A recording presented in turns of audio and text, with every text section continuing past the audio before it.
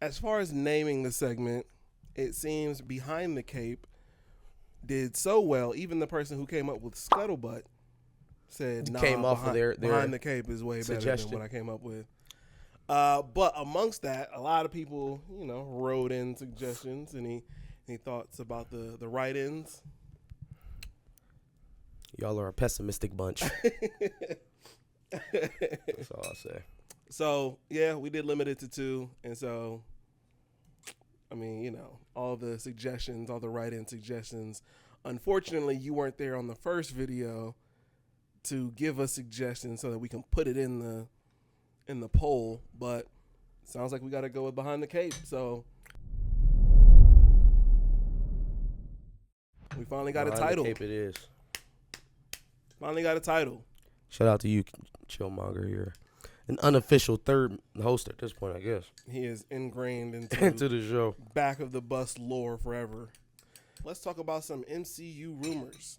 Oh, goody. The first thing that I thought was very interesting is for Daredevil Born Again. Looks like they've hired some lawyers to be in the writing room. You don't say. So that they can get courtroom scenes right. Some lawyers for a lawyer show? Yep. Oh, my God. Groundbreaking. I thought it was a good groundbreaking.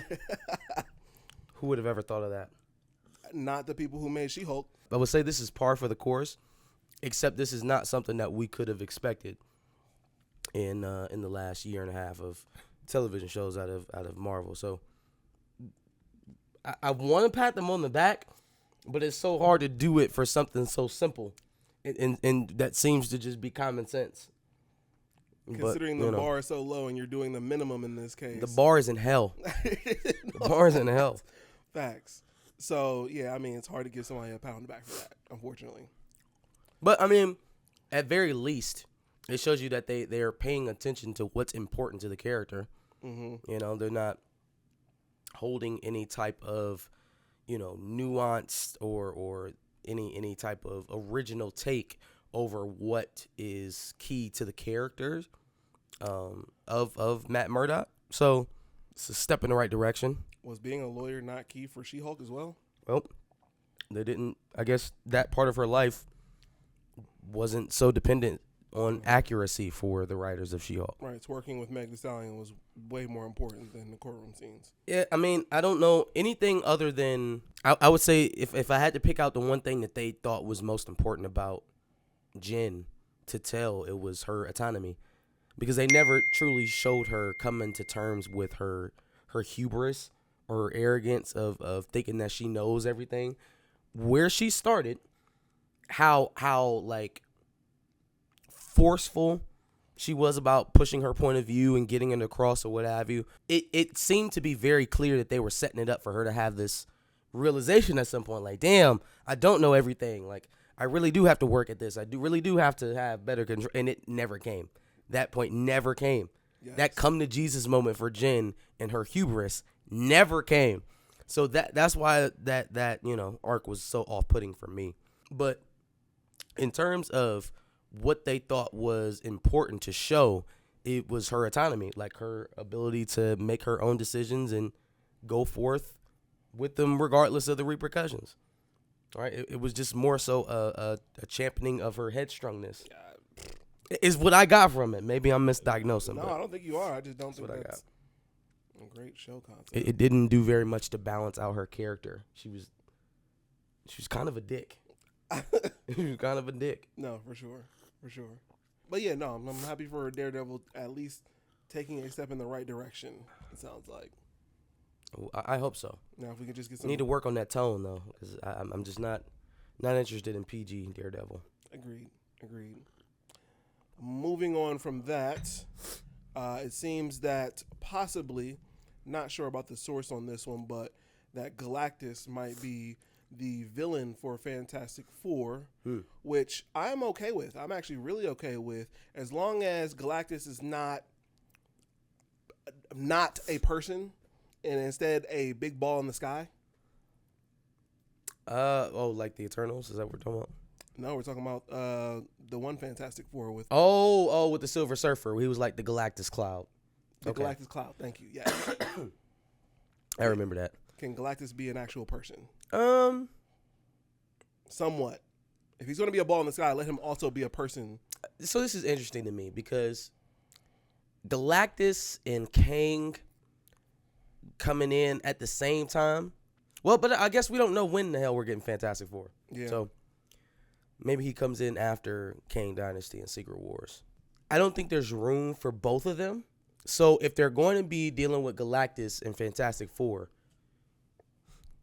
it kind of tells me that it's more than likely going to be long game for Galactus. Sense. Like this will be, it should be very beginning building blocks towards the World Eater, especially when we got Eternals 2 coming out, right? So yeah, we're going to be doing that. The actual, I feel like the actual backstory or the biggest chunks of the lore for Galactus should probably come in the Eternals. Then maybe they just have like a squabble with them getting out of the quantum realm or something like that. Or I don't know. I don't want it to overshadow the movie, and I don't want him to be the overarching villain until it's time for him to be that. You know what I mean? Right now, everything should be focused on building up Kang. Yeah. Since that's the era that we're coming into. So my thought is, if we're still in the early stages of post-Kang MCU, and we're talking about Fantastic Four, if you want to do Galactus right, that first sight that we see of Galactus, while it'll set the stage similarly to what they're doing with Kang, I don't think we'll get everything from Galactus in the Fantastic Four movie. That makes sense. I can see that. Look, I'm here for making sure that Galactus is done right, because if there's one villain that I really enjoy is Galactus because of Ultimate Marvel vs. Capcom 3. That just, for me, that set Galactus into a whole, like, I'm more of a video game person more so than I obviously don't read the comics, so that set the tone for me as far as villains and whatnot. Like, I obviously know Doctor Doom is huge and things like that, but I also really enjoy Galactus as a villain, so make sure he's done right. Agreed. Moving on, Angela Bassett has received a nomination for Best Supporting Actress. No Best Picture, no Best Actress, obviously no Best Actor. If they didn't kill her in the second act, she might have had a chance at Best Actress. Yeah. Yep. She might have had a chance at Best Actress. Yep. Because, I mean, honestly, the roles were so evenly, well, I won't say evenly because there were some that we felt should have gotten more, but the pie was so divvied up in this movie. There were at least 2, maybe 3 that could have been considered the lead actor. Yeah, Angela Bassett, obviously Letitia Wright. Namor got a lot. He did. And I feel like the way that they introduced him kind of pegged him as a supporting character because he was tertiary to what was going on to the actual plot of the movie with T'Challa being gone. Yeah. Outside of that, though, we talking in terms of screen time, in terms of backstory, it was right there. Angela Bassett, honestly, the way that she was carrying this movie, could have been the lead actress, could have been considered the lead in the film had she not passed away in the second act. So, I agree. Thanks, Ryan. And she was so good that she'd have a fighting chance at least. Oh, she absolutely deserves the nom either way. I agree. I'm just saying it could have been Best Actress. Yeah, could have been Best. Especially considering you guys didn't get really anything else nomination wise besides like Best Costume, which was expected. Yeah. So which was expected. You know. Don't know if they'll win, but it was expected for them to be up there. We'll see. We'll definitely see. Since we're talking about Black Panther stuff, you had hit me to some news that was very interesting before we started shooting about a certain character who might show up in Black Panther 3. It might not show up, but might take over this whole thing. So listen, we talked a few weeks ago, or last week, I don't know. Whenever it was, when we talked about Nate Moore bringing up Storm and Bishop. About a couple weeks ago. So, shout out to parkplace.com and WDW Pro. Because this is where I saw the story first. So, another thing that we've been talking about a lot on here is how merchandising and, toy sales and things like that ties in to the movies in terms of, evaluating their success or the foothold they have in the market, what the audience is like, so on and so on. Recuperating their money. With Wakanda Forever, the second iteration into the Black Panther franchise, the merchandising numbers have not been there. A lot of the partners, mainly Hasbro, not very confident in the direction of the franchise because of how the toys are selling, right? People are not tearing down the stands to get Shuri's Black Panther or get Ironheart or get, Namor or whatever they're selling based off this movie. The merch isn't moving. So, with Disney being on the female marketing push that they're currently on, they are not too quick. And this is all according to what he's gathered through his sources in the merchandising industry and obviously who has it in Hollywood. They're not too quick to just jump back to a male protagonist. Surprise, surprise. So, their solution is Storm. What they want to do, right? And I don't think anything's in development. You know what I mean? I don't think we need to start any recast Storm petitions or anything like that yet. But they are thinking about trying Storm as the leader of Wakanda, as the face of Wakanda. Which literally doesn't make sense. Storm leading Wakanda, a country she is not from, for the sole purpose of having a female leader in Wakanda. This is what they have reduced the quote-unquote ascension of black women in the MCU to. Right? That's what they boiled it down to, is we just need another female face. The old one didn't work. Let's try another one, even though it makes no sense canonically. Right? And that goes back to that article that we were talking about from Kevin Feige, or the interview he did, where, it just has to have some kind of tie. Yep. So, Storm technically did appear in Wakanda. She was married to T'Challa. That's the only connection she has to Wakanda. But, you don't technically need that to make it make sense. She's African, right? Yeah. She's African. Kenya, Wakanda, same thing. It's close enough. Close enough. The other thing is that this is a slap in the face, not only to obviously recast T'Challa people, but like all the anti-recasters. This is a slap in the face to black comic book fans who have been yearning since Black Panther premiered, have been yearning for the idea of having T'Challa and Storm on screen together. Mm-hmm. And it never even became a thing, never even became a thought to push Storm until after they've retired T'Challa. What an insult to the franchise. What an insult to the two seemingly competing demographics here. Not competing because they want to, but because Disney is strategically pitting them against each other. Yes. Literally. Like, literally, they're saying the black females of Wakanda are not good enough to be at the helm for their own IP. Whatever the reason might be, whether they wanted it to come off that way or not, the result is pitting black men, black male comic book fans, and black female comic book fans decidedly against each other. Because on one side of that, at the news of that, you're going to hear all of the T'Challa fans, and they're going to be like, wait, hold on, man. Wait. Storm not only gets to get introduced to Wakanda without T'Challa, but she gets to lead it. She gets to lead a country she's not from in replacement of T'Challa, in replacement of Shuri. Doesn't have any royal blood. Who you told me was the Black Panther now. But it didn't sell it exactly like they wanted it to. So now we have to backtrack on all that shit faster than we backtracked on T'Challa being king of Wakanda. Do you see how the revolving door has gotten spinning already? We're one movie in to a lead that's not T'Challa, and they already want to pass it on to someone else. They already want to create an artificial connection to Wakanda just so that they can sell stuff. They were never invested in uplifting black women. They gave Letitia Wright one solo movie. One. And we're already talking about what we can do to replace her. It was barely a solo movie for her. Right. I was about to say, it was barely a solo appearance. You could barely qualify it as one. But that's what they attempted to sell it as. How do they roll this out? Like, does Nate Moore show up at the premiere being like, if you love Black Panther, you have to love Ororo Munroe? Is that, like, how does that even? Fam, I don't know. I don't know how they're going to make it make sense. The only connection to Wakanda that Storm has is through T'Challa. They were childhood friends. They were married. Mm-hmm. She became queen under T'Challa's rule.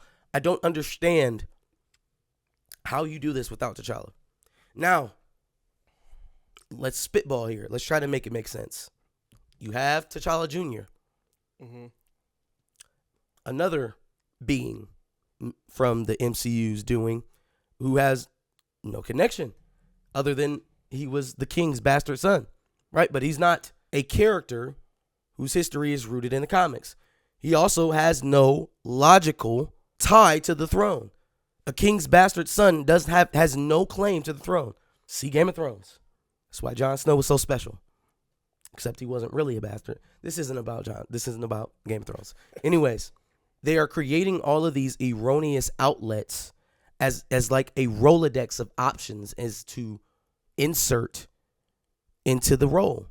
We got to go back male. Okay, we got T'Challa Jr. But the numbers still say, ESG says we got to get a female in here for the black IP. So if Letitia Wright's not going to work, let's call up Halle Berry and see if she wants to reprise her role for a couple years. And then we'll just, we'll probably swap it back to TJ. And then maybe M'Baku will get involved. We'll really get crazy with this thing.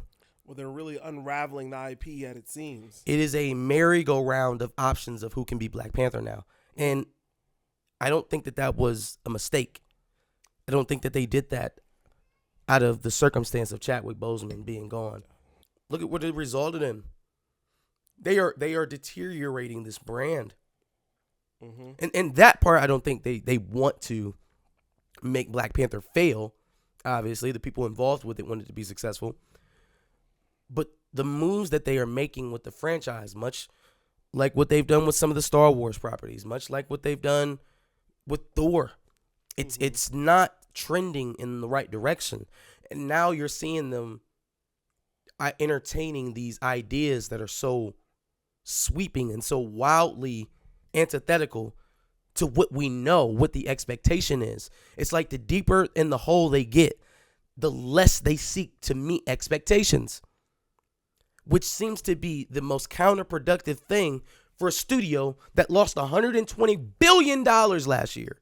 That's not a misquote. $120 billion. Interesting that they could have just paused and not released Black Panther 2. They needed it to release. They needed it to release. Listen, man, you can tell me all you want. Oh, Disney said it was fine if we didn't really want to make the movie, but we felt like we needed to do it. And all of that sounds really good in the interview. It really does. Until it comes out about a week ago about Disney's earnings in 2022, and it wasn't so pretty. Until we talk about the looming layoffs and reorganizations that are happening at the House of Mouse even today. See deadline for those, nuggets about the reorg and what Iger's going to have to do here after their coming earnings call. Yeah. But they lost a lot of money, y'all. And I swear to God, man, I'm petty as hell. Y'all know it. I was talking about this. I'm like, they're putting out these budgets, $200 million, $250 million for these movies. That is for $1 billion return. You put up that type of budget, back it up with equal spending and marketing with the idea that you're going to make $1 billion. That is what those budgets are for. That's why they're making Disney Plus shows. Every single one of them has a $25 million budget, as opposed to a show like Sandman that has a $15 million budget. Can you really tell me that the MCU shows were of that much better quality than Sandman? Which ones? I don't think I've seen a single one that I enjoyed more than Sandman. $15 million, $25 million. They are expecting to recoup that money somehow. Whether it's in $1 billion film, whether it's in 20 million subscribers for Disney Plus, they were expecting to get that cash back. They fell short. They did funky accounting to try and hide a lot of their losses on a lot of those productions. A lot of that shit is going to come home to roost. They have to deploy a different strategy. What that is, I'm not sitting up here telling you I know exactly what to do. I could pitch a few ideas, but I'm not saying that I'm the expert. All I'm saying is that I can read the tea leaves enough to see that this stuff is not where it needs to be. Actually, that kind of segues a little bit, like financially, kind of segues into one last rumor, and the projected revenue for Ant-Man and Quantumania. Hit me. So we are looking at between 96 million to 131 million during its domestic opening weekend. So up from the original Ant-Man, which was at 57 million, and Ant-Man and the Wasp, which was at 76 million. I think their highest opening weekend is like just shy of 200 million. It's like 180, something like that. Black Panther opened at 181 with a 331 worldwide. Your boy bad. Your boy is bad. So yeah, a little bit of a dip from Black Panther. Yeah, I mean that would be a lot.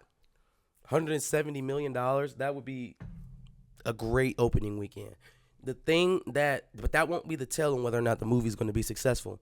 MCU movies are successful when they have legs, when they are able to track 6, 7, 8, 9 weeks of healthy, steady audience rewatchability as well, but not dropping off, so drastically only on your second or third weekend. If you've dropped 70 to 80% in the first 2 weeks, it's gonna be hard to get to 800, 900, a billion. You're gonna be struggling. If by week 3 you've only dropped 40 to 50%, you've got better legs. Mm-hmm. That gives a better sign that maybe more people are coming back to watch it a second time. They're coming to get their second and third viewings of the movie if you're not dropping so astronomically after the first weekend. But that is the thing for MCU movies, right? They come up with these big box office, $100 million in the first weekend. Mm-hmm. And then they drop by 65% on average coming into the second weekend. So that I do think Ant-Man will outperform that to a certain degree. I don't think you'll see the big drop off because they have a villain who's now setting the stage for the rest of the MCU going forward. Yeah. They're getting back to the idea of having an overarching theme for all the projects. Mm-hmm. Phase 4 felt so scattered, it didn't feel like any of that shit was connected to anything. Yeah, that's interesting. I think the word of mouth on how Jonathan Major performs as Kang is going to really help. It'll do a lot. Or hurt, I guess, but considering it's Jonathan Majors, I think it's only gonna help. Oh yeah. So that'll lead obviously into the second and third weeks. Mm-hmm. This movie is coming out what day? February 17th. Oh shit. Yeah. Just a couple weeks. Yeah, it's not far at all. But there's no real. Well, actually, it opens on President's Day weekend. So they got that extra Monday of people being able to, obviously people see it Friday, Saturday, and then that leaves room for Valentine's Sunday, Monday Day weekend too. That's a problem. No, that's a good thing. You think so? What rom-coms are coming out? And after I just took you on a $200 dinner, the least we could do is go see Ant-Man, right? Yeah. You know what I'm saying? Yeah.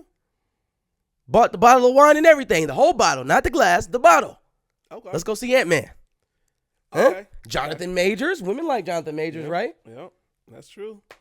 So, Let's do it. So then those Valentine's Day viewers, I actually think that's going to help. Lead into the fact that you have Sunday and Monday. Silly little faux holidays like that, Sweetest Day, Valentine's Day.